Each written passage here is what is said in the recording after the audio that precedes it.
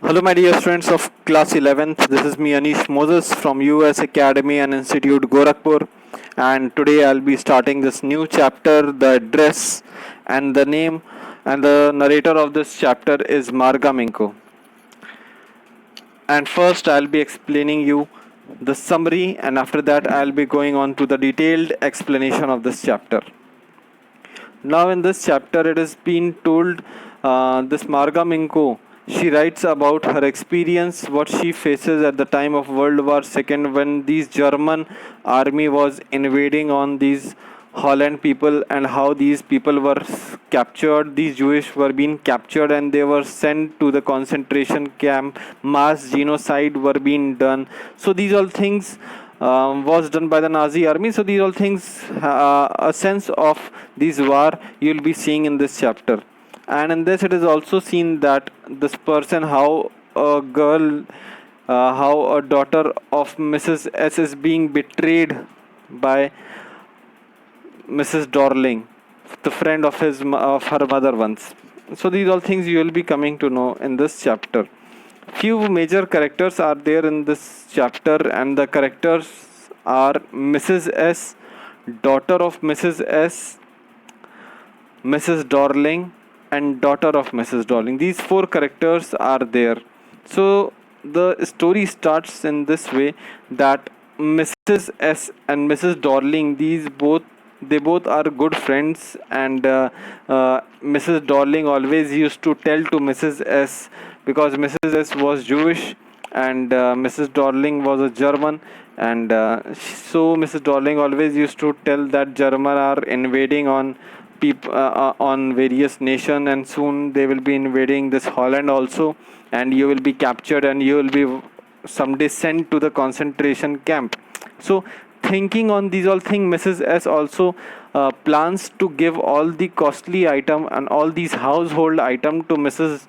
Dorling, thinking that after returning, after these wars get over, after after returning from the concentration camp, and after that she can just come back and she can take all the belongings from Mrs. Dorling, as it will be safe till that time in Mrs. Dorling's house.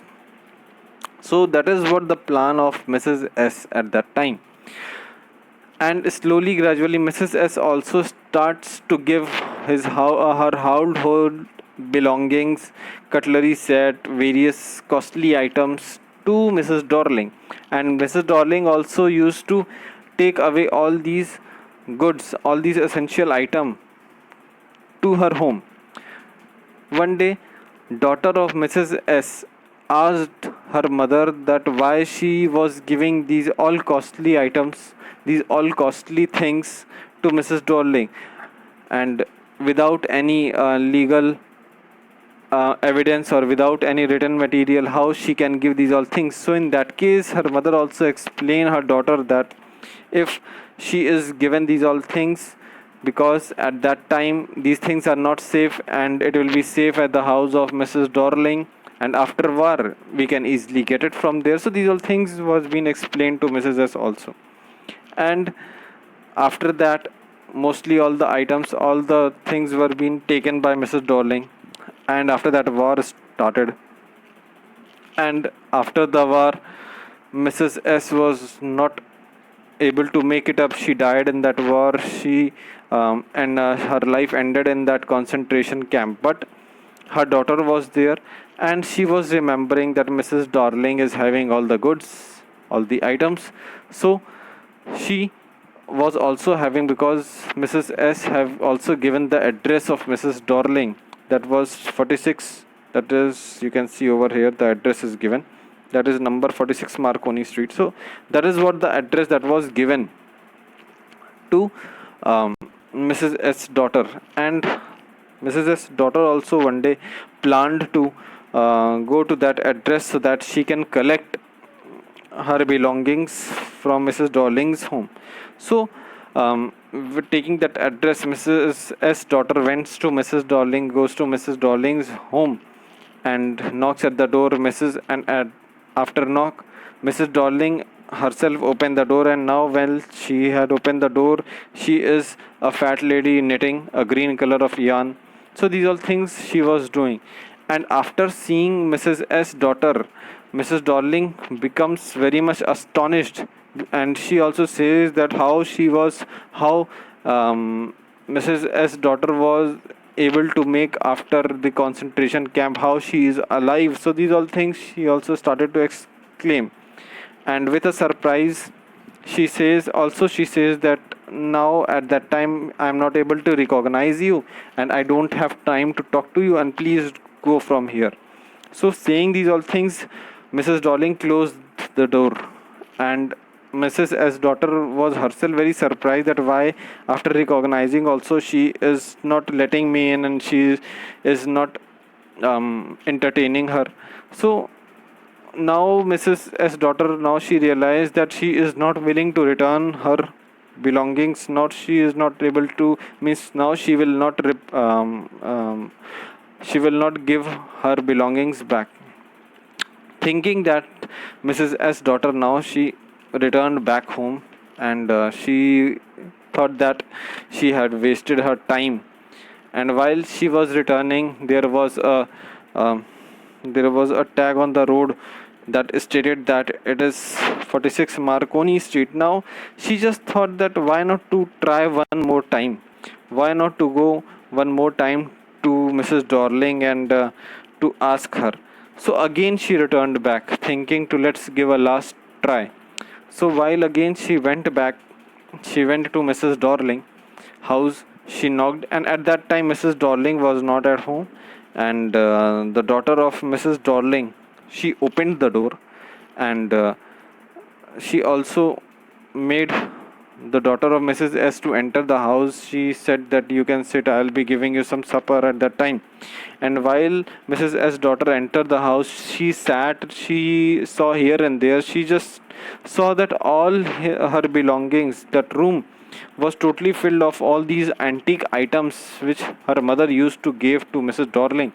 And remembering these all things, she was very much amazed that Mrs. Darling has now decorated these all things in her house in such a way that it was looking that it was they themselves were the owner, making these. And also the thing happened, the cutlery set in which Mrs. Darling's daughter gave her tea, that was also in the same cutlery which Mrs. S and Mrs. S daughter used it when she was a small child. So that was the same thing, and these all things made this girl to jumble in her own senses that they are themselves using it, and they are not taking care of these all things, and they are totally denying that it is of them. So she just stood up, and again she just thinks that she won't come here again because they are just keeping these their all belongings, they're all antique items, and definitely they are themselves using that, and when they are using that, how they will return it. So that is what the thing happened. They just she just left that house, came out, and at the roadside corner again there was a nameplate that stated that Marconi Street number 46. But now at this time she hated this address. Mrs. S daughter hated this address, and she never wanted to remember this address at that time, because it was the same address whom her mother have helped a lot, and now it is the same address which who these people are not able to recognize. So this is what the thing which happened with this girl of happened with this Mrs. S daughter. That was very astonishing, very amazing, and that was totally hurting to this girl, Mrs. S daughter. And she now never wanted to return back to this address, and she instead wanted to forget this address. So this is what the detailed story is. Now the important thing is the address. You have to remember that the name of that address was Marconi Street number 46, and the name of these characters, as I've already told you, there are four major characters. First is Mrs. S, Mrs. S daughter, Mrs. Darling, Mrs. Darling's daughter. So these four characters are the major character. And how did Mrs. S suffered? How did Mrs. S daughter suffered while she went to take back her belongings? So these all things are very important. While you are reading this chapter, definitely you will come across the details, minute details. After reading this chapter, you can easily get this chapter in this NCERT website, and the PDF you can easily download it from there.